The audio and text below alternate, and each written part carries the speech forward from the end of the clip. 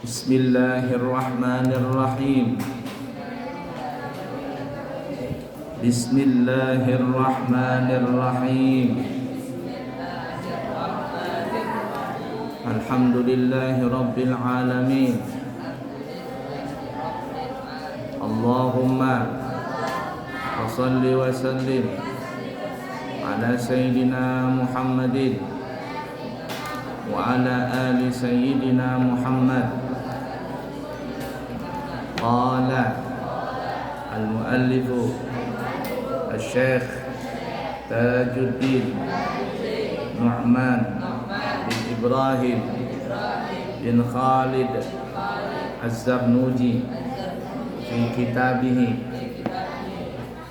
Ta'limul Muta'allim rahimahullahu ta'ala wa nafa'na bihi بعلومه في الدين والدنيا والآخرة.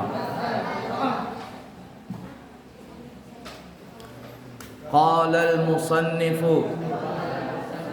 وقد اتفق لي نظم في هذا المعنى من شاء أن yahtawiya amalahu jumala falyattakhid lailahu fi darkiha jamala aqlil ta'amaka kay nahdha bihi sahara in syi'ta ya sahibi an tablughal kamala wa qila man ashara nafsahu bil laili faqad fariha qalbuhu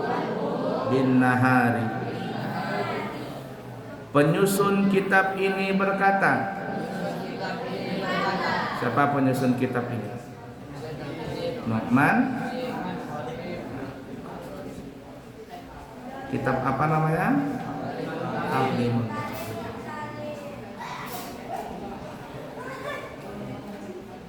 Bagiku cukup menarik makna syair.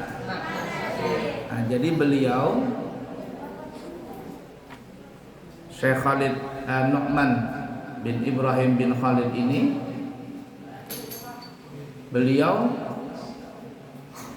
sangat cocok dengan makna syair yang kita akan bacakan tadi, yang kita akan bacakan artinya. Tadi kan syairnya sudah dibaca. Apa makna syair itu?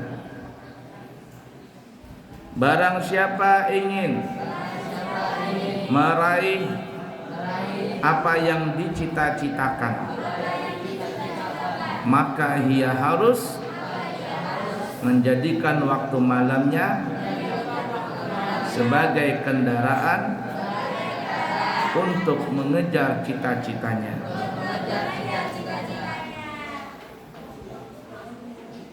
Jadi malam ini adalah untuk mengejar cita-cita. Yang di sini maksudnya cita-cita untuk mencari ilmu. Karena malam itu adalah waktu yang tenang untuk belajar. Tetapi ingat, jangan sampai malam tadi bergadang tetapi sholat subuhnya enggak.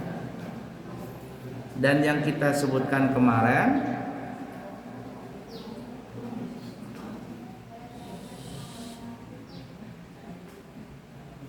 yang dimaksud begadang malam itu adalah bergadang untuk belajar dan ibadah, bukan begadang untuk merumpi, gosip. Itu nggak boleh. Nah, Syekh Nu'man bin Ibrahim bin Khalid ini cocok dengan bait syair ini. Artinya, siapa yang ingin mengejar cita-citanya, maka dia pergunakan malam itu untuk meraihnya. Dengan apa? Dengan belajar dan ibadah. Karena di malam hari itu Allah Subhanahu wa taala akan mengabulkan permohonan hamba-hambanya.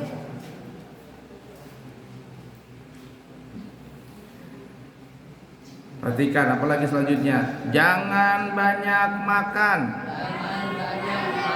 Nah, agar kamu tidak ngantuk.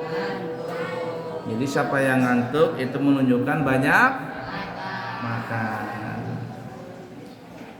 Siapa yang mengantuk suka banyak, habis jam 7 makan, jam 10 makan, ada zuhur makan, pada asar makan lagi, nanti makan malam makan, sebelum tidur makan lagi, habis makan gak sikat gigi, akhirnya sakit gigi. Nah, siapa itu? Orang yang banyak makan mengantuk. Satu, orang yang banyak makan pelupa, otaknya nggak cerdas karena pikirannya makan dan makan. Makanya ada dibilang otak kebo katanya. Otak kebo, karena kebo itu kerjaannya makan.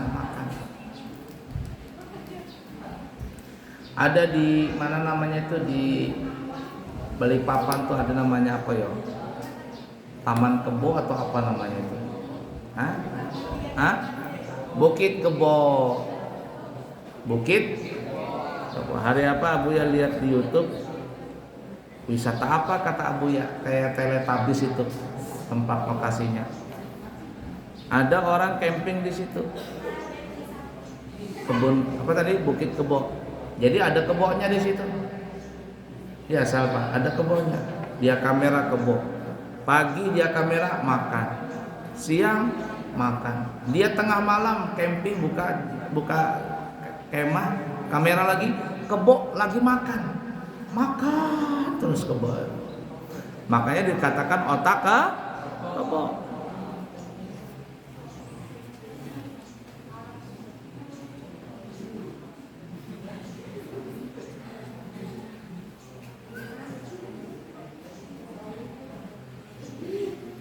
Jangan banyak makan agar kamu tidak mengantuk. Hal ini jika Anda benar-benar ingin menggapai kesempurnaan. Bahkan sebagian para ahli menyarankan kalau bisa malam itu tidak makan. Malam itu tidak makan.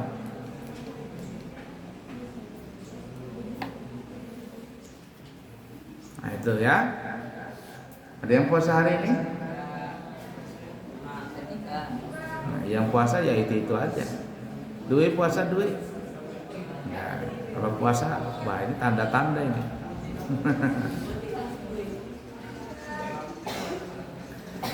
Ada yang berkata bahwa mengurangi tidur malam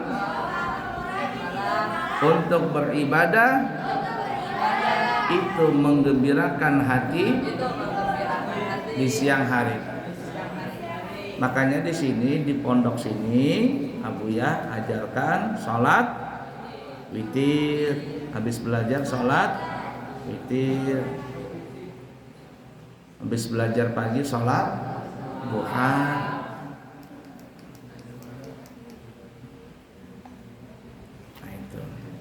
Kalau kalian bangun jam 4 sebelum subuh, sholat apa? Sholat taubat kah? Sholat hajat kah? Bagus. Siapa yang duluan? David umpama duluan. Sholat situ bagus, David taib. Nah, bulan duluan subuh musola. Sholat duluan bagus. Sebelum subuh tuh masih boleh tahajud. Kan abuya sudah salat witir, nggak apa-apa. Salat taubat kah, salat hajat. Nah, kata bait syair tadi, siapa yang menghidupkan malamnya dengan ibadah, maka hatinya akan bergembira di siang hari. Jadi kalau ada orang di siang hari itu mukanya murung, malas-malasan, ngomel-ngomel, berarti malamnya tadi dia tidak gunakan untuk ibadah. Kunci hati itu senang di siang hari adalah ibadah di malam hari.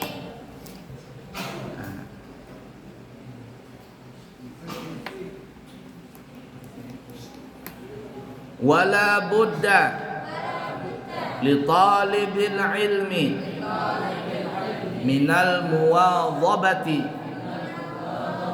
adad darsi wat tikrari fi awwalil laili wa akhirih ma bainal isya'i wa waqtis sahari waktun mubarakun. Perhatikan ini.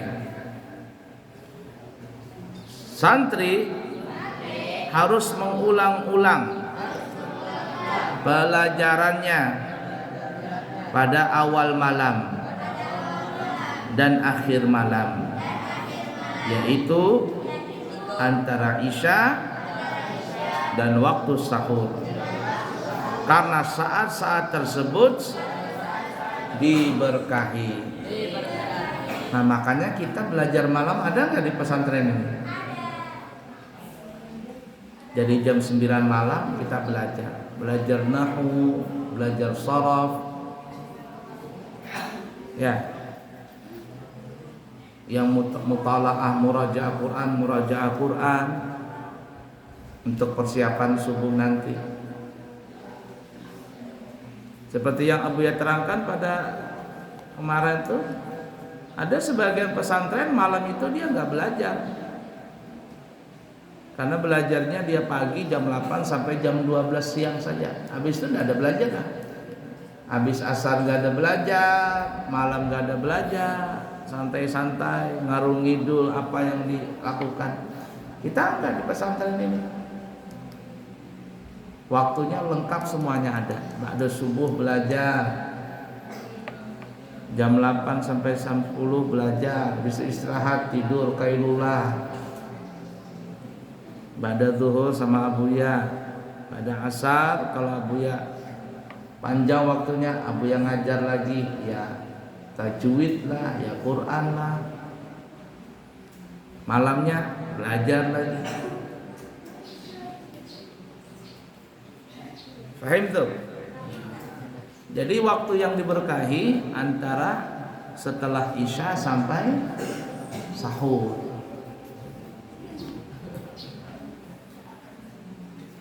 Itu Syekh Muhammad Arsyad Al-Banjari, Datuk Kelampayan yang kemarin baru haulnya. Itu beliau waktu belajar tidurnya pakai apa? Bantalnya. Tahu bantalnya apa? Bantalnya itu buah kelapa. Bantalnya buah kelapa. Jadi tidur ini anggap kelapa ya, tidur ini. Ketika tenyenyak tidurnya, kepalanya kan langsung terpeleset. Ketika terpeleset, terbangun lagi. Syekh Muhammad Arsyad Al-Banjari ketika terbangun, ambil kitab lagi, baca lagi, mutolaah lagi, ngapal lagi. Ngantuk nih, ketika ngantuk jangan dilawan. Ngantuk tidur, tutup kitab, tidur lagi di buah kelapa tadi. Ketika tiba-tiba terlelap tidur, kelapa, kepala beliau terpeleset dari kelapa tadi, terbangun lagi. Buka kitab lagi, begitu seterusnya.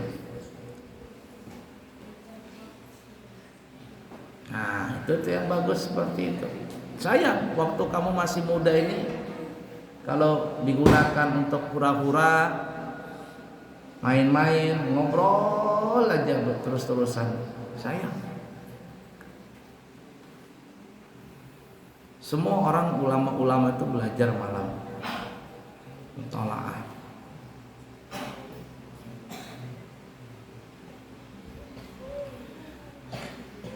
Ya talibal ilmi bashiril wara'a wa jannibin nauma wahdarish shiba'a dawim ala darsi la tufariquhu fal ilmu bid darsi qama wartafa'a. Perhatikan, punya kitab. Seorang penyair berkata, wahai para penuntut ilmu, santri-santri maksudnya, hiasilah dirimu dengan sifat wara'. Apa arti wara'? Menjauhi barang syubhat. Wara itu jangankan yang haram, yang makruh aja nggak mau. Jangankan yang makruh, yang syubhat saja nggak mau. Itu orang wara namanya. La ilaha illallah. Santri itu harus seperti itu. Jangan biasakan makan minum sembarangan. Jangan biasakan ngambil punya temannya tanpa izin. Jangan. Kalau ada santri suka ngambil sabun temannya tanpa izin, ngambil odol temannya tanpa izin, memakai pakaian temannya tanpa izin, ngambil makanan temannya tanpa izin, itu bukan wara'. Ada kemarin Abuya pas bulan puasa ngeliat kayaknya itu santri buka puasa, entah dari mana pesantren mana itu, tapi akhlaknya jauh sekali. Jadi ada santri, sekali lagi berdiri nih ya. Jadi ada santri lagi makan pakai daun begitu, entah mereka lagi acara apa begitu.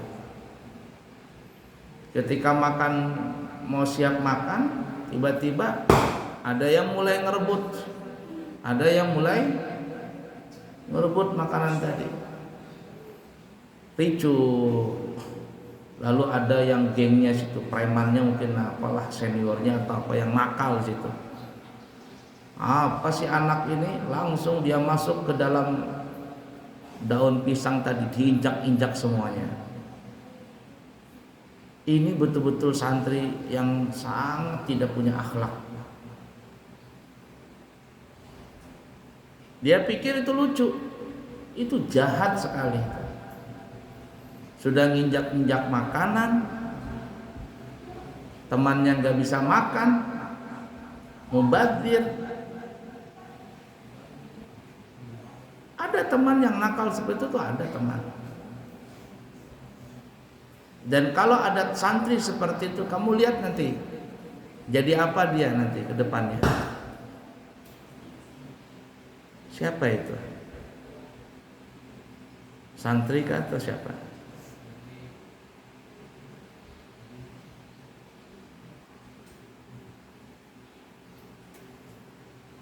Itu. Abuya itu punya teman yang seperti itu, ada mucil, nakal itu ada juga.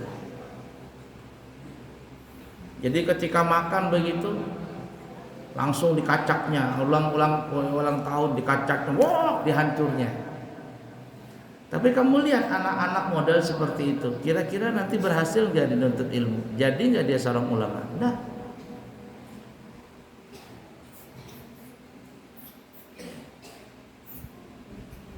perhatikan itu, seorang santri mesti punya sifat wara'. Jangankan yang haram, yang makruh saja nggak mau kerjakan. Jangankan yang makruh, yang syubhat saja nggak mau. Kalau kamu sudah bisa sampai makam seperti itu, nggak berani sembarangan. Ini punya siapa ini makanan ini? Nggak tahu, kalau nggak tahu nggak berani pegang. Apalagi makan. Punya siapa ini tempat ini? Nggak berani megang kalau belum izin. Kalau sudah sampai makam seperti itu, kamu bisa mengendalikan hatimu, tidak berani ngambil sembarangan, tidak berani makan sembarangan, tidak berani memakai tempat apapun sembarangan. Di situ Allah sudah mulai memasukkan rasa lezat dan manis dalam hatimu, di dalam hatimu ketika nuntut ilmu. Tapi kalau ada sembarangan, mencuri punya temannya, pakai sendal punya temannya, sembarangan tanpa izin, maka itu tanda bahwa anak itu tidak akan berhasil dalam menuntut ilmu. Perhatikan itu, ya. Kita ulangin. Wahai para penuntut ilmu, hiasilah dirimu dengan sifat wara', menjauhi barang yang syubhat. Syubhat saja nggak mau, apalagi makruh. Makruh saja nggak mau, apalagi jauhilah tidur, kurangilah makan, dan tekunlah belajar. Jangan banyak Abuya sudah atur di pondok pesantren ini, waktu tidur jam berapa, waktu belajar jam berapa. Jangan waktu belajar tidur, waktu tidur ngobrol. Terbalik, sudah Abuya atur waktunya. Kalau kamu sesuai nih ya, Abuya atur waktunya ini sesuai dengan apa yang Abuya aturkan, kamu belajar nggak ngantuk, waktu sholat nggak ngantuk, nggak ada ngantuk. Asal tidurmu cukup, sudah diaturkan begitu aturan mainnya. Tapi kalau banyak tidur terus, ada meja begini kan, ya sampai tengah beliau.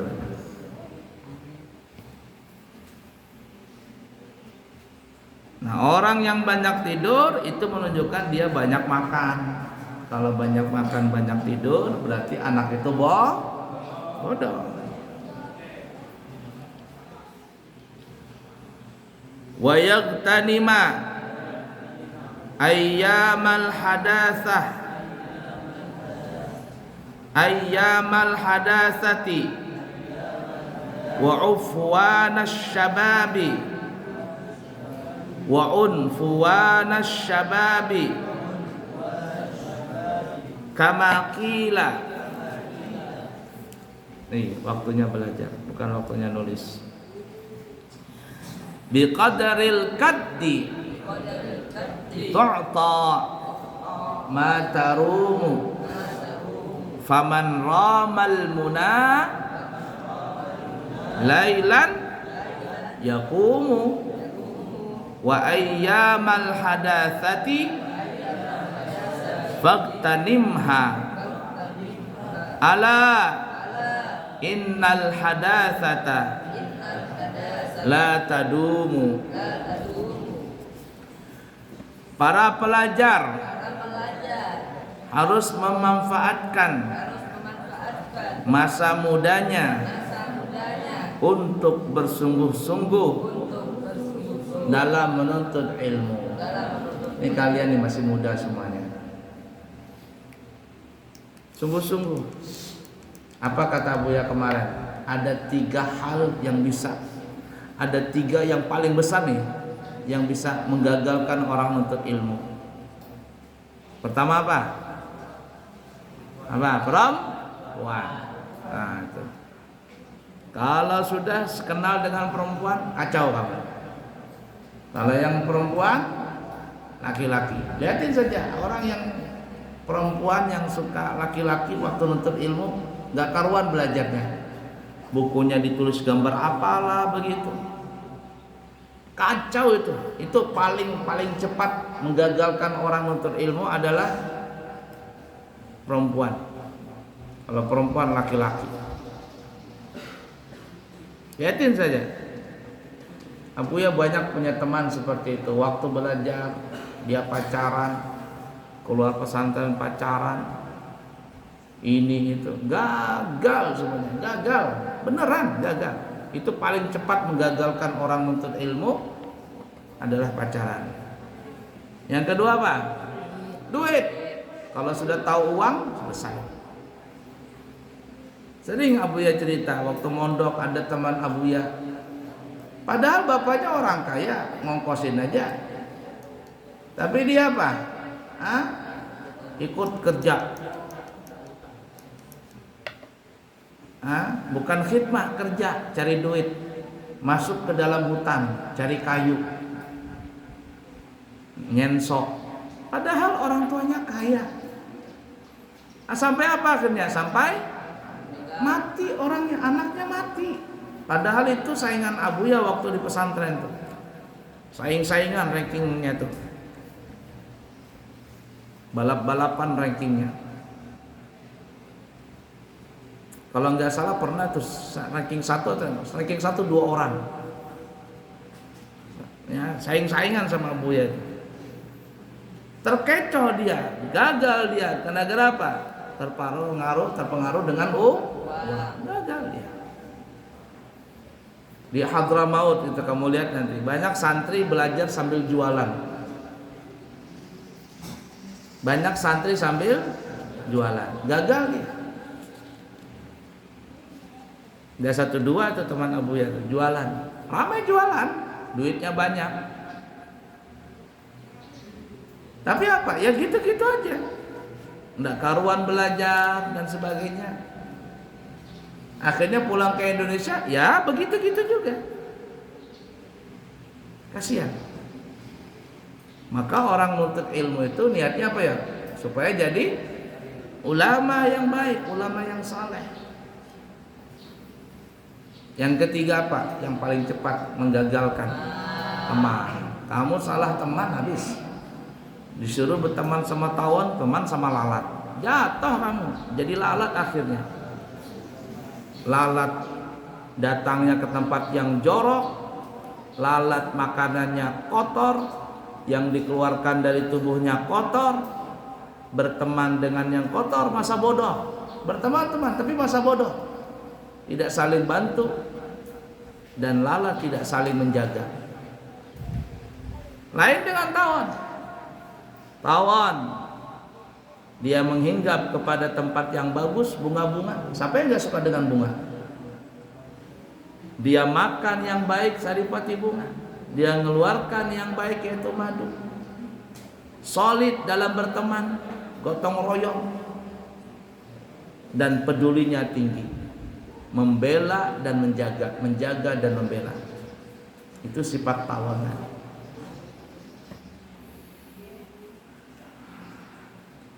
Jadi 3 hal tadi itu, hindarkan itu. Kalau nggak percaya coba lihat kamu. Apabila ada salah satu terkena penyakit tadi itu, ya perempuan lah, atau duit lah, atau teman yang salah, kacau. Kacau. Hati-hati berteman itu.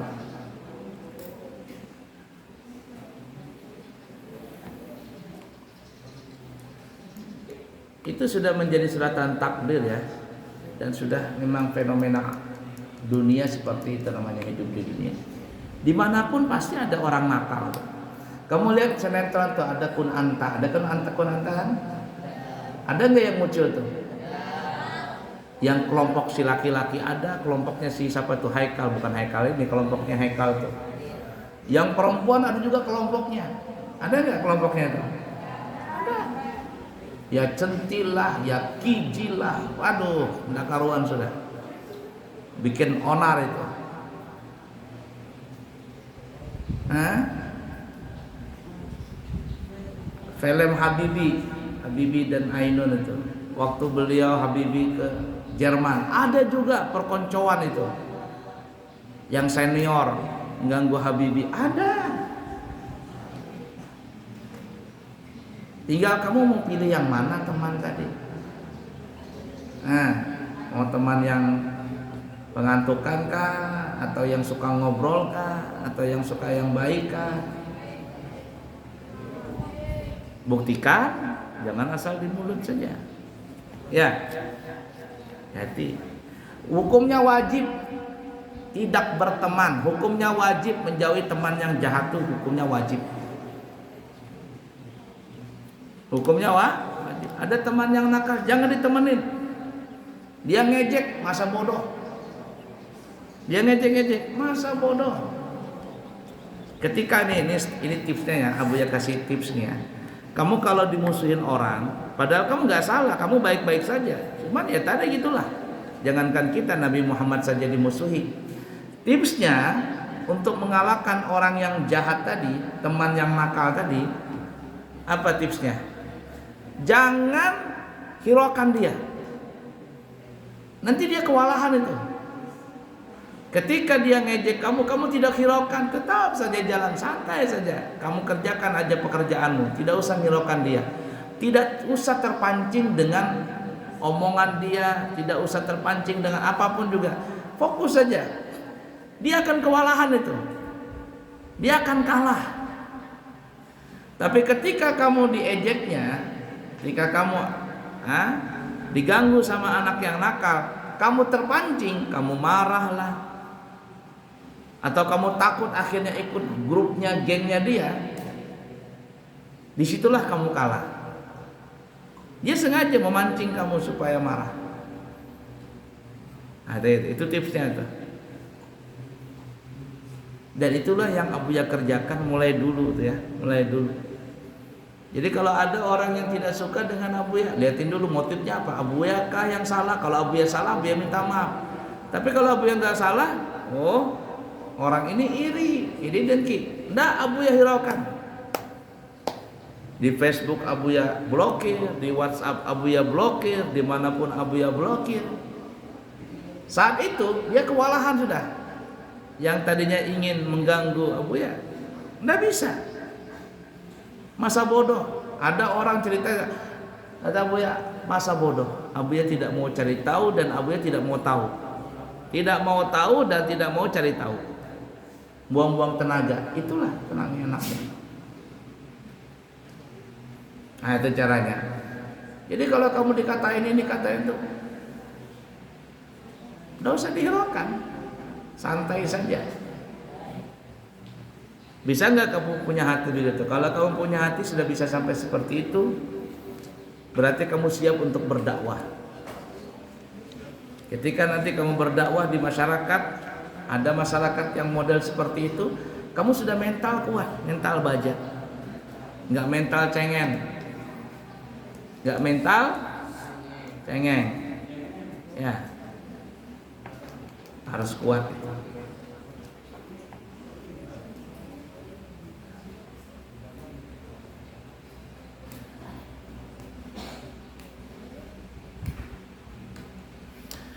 Para pelajar harus memanfaatkan masa mudanya untuk bersungguh-sungguh dalam menuntut ilmu. Perhatikan bait syair ini. Dengan kadar kerja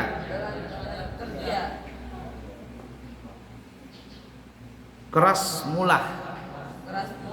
Dengan kadar kerja keras mulah, kamu akan diberi apa yang menjadi cita-citamu. Itu yang dikatakan kemarin, berakit-rakit dahulu, berenang-renang ke tepian, bersakit-sakit dahulu, bersenang-senang kemudian. Manjadda, orang yang ingin sukses harus sedikit mengurangi tidur malam. Bukan begadang ya, begadangnya bukan begadang yang tidak baik, begadang, belajar, ibadah. Kalau memang ngantuk tidur.